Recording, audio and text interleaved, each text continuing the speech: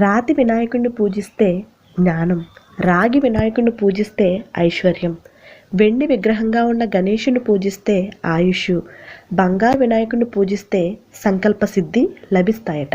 కానీ మట్టితో చేసిన వినాయకుడిని ప్రతిమను పూజిస్తే సర్వము లభిస్తాయని గణేష పురాణం చెబుతుంది. ఆశకు చిహ్నం బంగారం. అందుకనే ఆయా పదార్థాలతో గణపతిని పూజించే వారిలో వాటికి అనుగుణమైన కోరికలు తీరతాయని దీని భావం కావచ్చు. కానీ మట్టి వీటన్నిటికంటే విశిష్టమైనది. జీవ నిర్జీవ రాశులన్నిటికీ ఈ పొడిమి తల్లే ఆధారం. ఆ ప్రకృతికి ప్రతిరూపమైన మట్టికి తాను కొలుచుకునే దేవుని రూపాన్ని ఇస్తాడు మనిషి. ఆ రూపాన్ని భక్తితో కొలిచి ఘనంగా సేవించి ధూపదీప నైవేద్యాలను అర్పించి తిరిగి ప్రకృతిలోనే కలిపేస్తాడు. అందుకనే ప్రకృతితో మమేకమవుతూ సాగే గణేశుని పూజలో మట్టి వినాయకుడు ఉండటం సహేతు.